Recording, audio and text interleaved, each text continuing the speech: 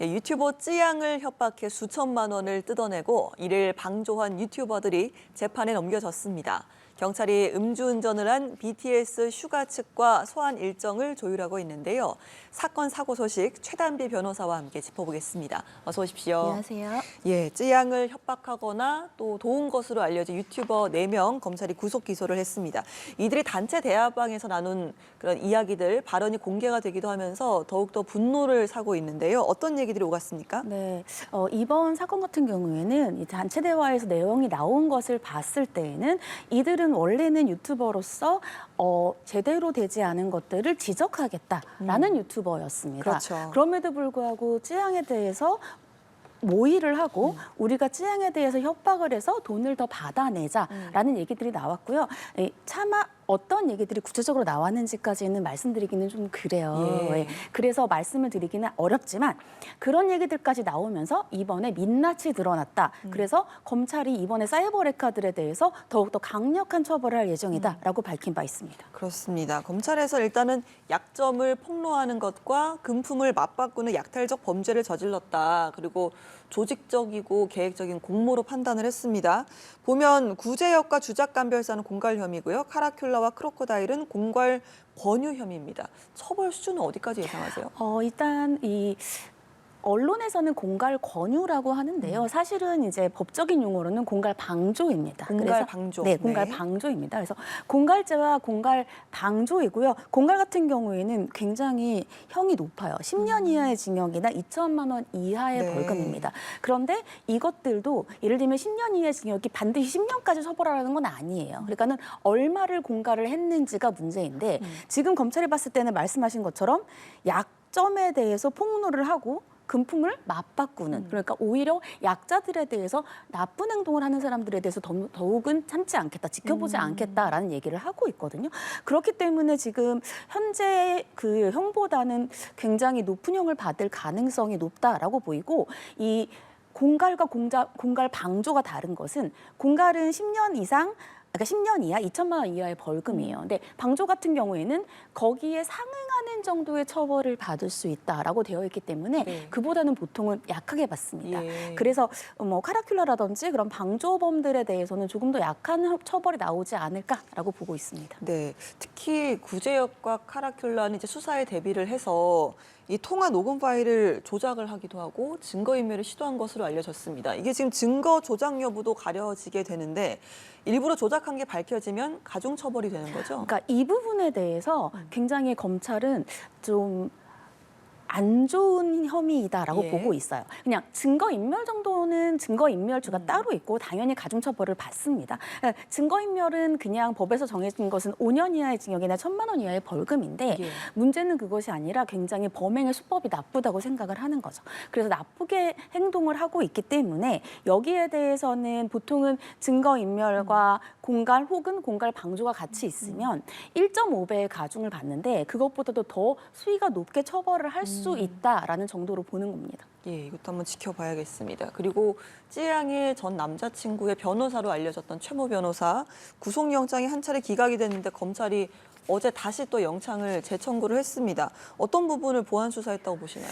일단 이제까지는 찌양의 전 남자친구의 변호사 이외에는 다 거의 구속이 됐습니다. 근데 이 변호사만 구속이 되지 않았고 그 당시에 영장실질심사에서 법원이 얘기한 것으로는 아직 혐의에 대해서 입증이 조금 부족하다. 그리고 혐의에 대해서 다툼의 여지가 있다라고 얘기를 했어요. 근데 보통 구속을 하려면 3가지가 있는데 첫 번째는 범죄가 소명성이 돼야 되고 두 번째는 증거인멸 가능성이라든 도주의 인멸이 있어야 됩니다. 그런데 이것들이 아직은 부족하다는 거예요. 그런데 그때는 검찰이 뭐라고 얘기를 했냐 하면 지금 현재 단계에서 구속을 하지 않는 것이지 잘못이 없다고 보지는 않는다라고 얘기를 했어요. 그러니까 제가 봤을 때에는 그때 구속영장을 청구했을 때 범죄의 소명성이 좀 부족했다라고 보는 것 같고 검찰이 한번 구속영장을 청구를 했다가 기각이 되면 오히려 그게 검찰에게는 또 불리한 요소로 작용을 하거든요. 그렇기 때문에 좀 더 거기에 대해서 얘기를 찾았고 지금 현재 찌양의 전 남자친구의 변호사가 2가지 혐의를 받고 있습니다. 하나는 공갈이고 하나는 공갈 방조예요. 근데 그 2가지가 사실은 혐의를 입증하기가 어렵지는 않거든요. 네. 공갈은 돈들이 오고 가기 때문에 그래서 그런 부분을 좀 더 집중해서 추궁을 하지 않았을까라고 보고 있습니다. 알겠습니다. 이번에는 음주 전동 스쿠터 운전 혐의로 수사를 받고 있는 방탄소년단의 슈가 이야기 좀 해보겠습니다.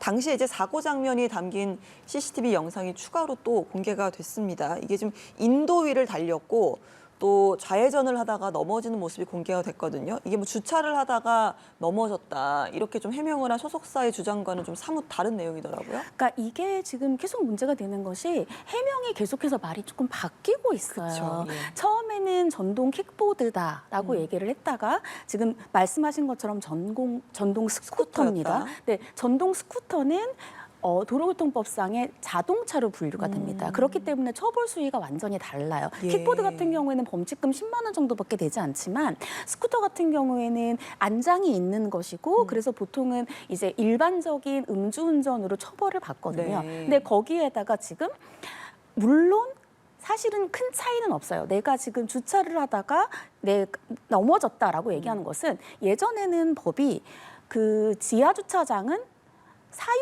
재산이기 때문에 거기에서는 도로교통법이 적용이 되지 않았습니다. 그래서 옛날에 주차장에서는 음주운전을 해도 처벌되지 않았어요. 그렇죠. 근데 이제는 바뀌었습니다. 그래서 처벌이 돼서 그건 문제가 없지만 그 팬들이 봤을 때의 그런 느낌이 좀 다르다는 거죠. 그래서 계속해서 해명이 달라지기 때문에 지금 문제가 있다라고 보고 있고 지금 현재는 주차하다가 넘어졌다라고 하는 소속사 해명과는 매우 다른데 문제는 그 혈중 알코올 농도가 0.227입니다. 그렇습니다. 면허 취소가 0.08이거든요. 그래서 상당히 높은 수치이기 때문에 이 부분은 경찰도 수사를 하겠다라고 얘기하고 있는 상황입니다. 말씀하신 것처럼 혈중 알코올 농도가 0.227%인 것으로 파악이 됐는데 이게 슈가가 밝힌 내용에서는 맥주 한 잔 마시고 잠깐 운전했다라는 내용이랑 또 대비가 되기 때문에 이 부분도 논란이 되는 것 같아요. 그렇죠. 그러니까 사실은 원래는 예전에는 0.05가 음주운전 정지였어요.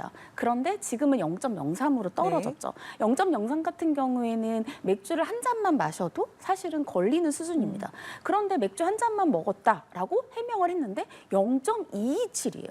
웬만하면 0.227은 나오지는 만취 않는 상태인 수치거든요. 거죠? 예. 그리고 그 영상이 지금 여러 가지 얘기가 있지만 그 영상이 맞다라고 한다면 거의 좌회전을 하다가 바로 넘어지는 것을 볼 수가 있습니다. 그러니까 본인 스스로가 본인의 행동을 자제할 수 없었던 상황이라고 보이기 때문에 이런 부분들에 대해서도 팬들이 많이 실망하고 있는 상황입니다. 네, 이렇게 사건을 어쨌든 축소하려고 시도했다라는 것도 경찰 수사에 영향을 미치게 되는 거죠? 그렇죠. 왜냐하면 반성의 여지가 없다라고 보통은 이제 판결문에서 봤을 때 판결문에서는 개전의 정이 없다라고 얘기를 네. 합니다. 그러니까 반성을 하고 있으면 반성을 하니까 이번이 초범이면 한 번은 우리가 용납을 해주자라는 것인데 이렇게 계속해서 거짓말을 한다라고 한다면 반성의 여지가 없다라고 법원에서는 볼 수 있는 여지가 있는 거죠. 예, 지금 이제 경찰에서는 조만간 슈가를 소환 조사할 방침인데 출석 장면이 언론에 공개가 될 것이냐 이 부분도 관심이거든요. 어떻게 보세요? 일단 포토라인에 쓸 것인지 여부가 굉장히 관심이 많습니다. 예. 워낙 또 BTS 같은 경우에는 세계적인 네. 유명인이기 때문인데 이제는 포토라인에 쓰는 것에 대해서는 꼭 의무가 아니다라고 바뀌었어요. 규칙이 바뀌었기 때문에 특히 서울 같은 경우에는 경찰청이라든지 검찰청에서 지하 주차장에서 바로 올라올 수가 있어요. 김호중 씨를 생각해 봤을 때에도 그랬죠. 그때 바로 올라갔잖아요. 그렇기 때문에 슈가 씨도 과연 공개 소환될 것인가. 근데 지금까지 알려진 바로는 아직 일정을 조율하고 있다라고만 알려져 있고 예. 언제 소환됐을지도 불분명합니다. 그런데 슈가 씨 같은 경우에는 워낙 이제 관심이 집중되는 분이기 때문에 아무래도 본인 스스로가 이제 포토라인에 서서 사람들에게 자신의 입장을 설명하는 것이 본인에게도 더 좋지 않을까라는 생각이 듭니다. 알겠습니다. 다음 이야기 넘어가겠습니다. 어제 오후였습니다. 경기도 용인의 한 카페로 차량이 돌진을 해서 무려 11명이 다쳤습니다. 다행히 생명에 지장은 없는 걸로 알려졌는데 이게 좀 운전자가 따로 술을 마시거나 하진 않은 걸로 알려졌거든요. 어떤 일이 있었습니까? 네, 말씀하신 것처럼 최근에 이런 일이 좀 많은 것 같아요. 그러니까 용인에서 한 카페로 자동차가 돌진을 했습니다. 네. 그 주차장에 있던 자동차가 돌진을 한 것인데 그 당시에는 유리창이 깨지고 보신 것처럼 집기라든지 한 10명 정도가 중경상을 입은 네. 걸로 알려져 있어요. 오후 3시 10분이었고 말씀하신 것처럼 사고 직후에 경찰이 조사를 해봤더니 운전자가 음주라든지 이런 문제는 전혀 없었던 겁니다. 그렇기 때문에 이제 운전자에게 조사를 해봤는데 내가 자동차를 좀 조작을 미숙해서 조작 이렇게 미숙이었다. 됐다라고 네. 얘기를 한 상황입니다. 네, 그러니까 이게 60대 운전자였는데 후진을 하려다가 가속 페달을 밟았다라고 하더라고요. 이 부분은 앞으로 혐의라든지 형량에 어떤 영향을 주겠습니까? 일단 도로교통법상의 과실치상은 어떻게 할 수는 없습니다. 그러니까 본인이 과실치상이라고 하는 것은 본인이 과실이 있다라는 것이거든요. 그러니까 본인이 얘기한 것처럼 후진하려다가 가속 페달을 잘못 밟았다라고 한다면 과실을 인정한 것이기 때문에 그 부분에 대해서는 이제 더 이상 논란의 여지는 없을 것으로 보이는데 문제는 구체적인 혐의를 확정을 하려면 네. 내가 그 당시에 어떤 상황이었고 어쩔 수 없는 상황에서 페달을 잘못 밟았고 운전 미숙이 있었다. 이런 부분. 그리고 문제는 여기가 지금 11명이 중경상을 그렇죠. 입었어요. 예. 그렇다면 피해자가 11명인 거거든요. 그러면 11명의 피해자라고 하는 것은 11명의 각각의 업무상 과실치상이 있는 거예요. 이게 네. 경합해서 있는 거거든요. 11개의 과실이, 11개의 잘못된 범죄가 있는 거죠. 예. 그렇기 때문에 이런 부분에 대해서 본인이 내가 운전 미숙이었고 절대로 고의는 없었다라고 현재는 주장하고 있는 것으로 보입니다. 네, 이게 그럼 피해자들과 합의를 하게 되면 처벌이 좀 경감되는 건지, 그리고 카페에 대한 손실배상도 있잖아요. 이 부분은 또 운전자가 100% 책임을 지게 되는 건지도 궁금하거든요. 네, 교통사고 처리 특례법상의 업무상 과실치상이 이제 적용이 될 텐데 이 부분 같은 경우에는 저희가 종합보험이라고 하죠. 운전하시는 분들은 다 드실 거예요. 이 종합보험이 있으면 원칙은 이 피해자들이 반의사불벌이라고 해가지고 네. 처벌을 원하지 않는다라고 하면 처벌을 받지 않습니다. 네. 그렇기 때문에 피해자들과의 합의가 매우 중요하죠. 그리고 처벌을 받고 안 받고의 문제를 떠나서 예를 들면은 처벌의 수위 정도가 다릅니다. 그러니까는 처벌을 받아도 훨씬 더 형을 낮게 받을 수도 있고 네. 벌금을 낮게 받을 수도 있는 거죠. 그렇기 때문에 일단은 먼저 이 피해자들과의 합의가 매우 중요하고 그럼 운전자가 카페에 대해서도 지금 피해를 많이 끼쳤는데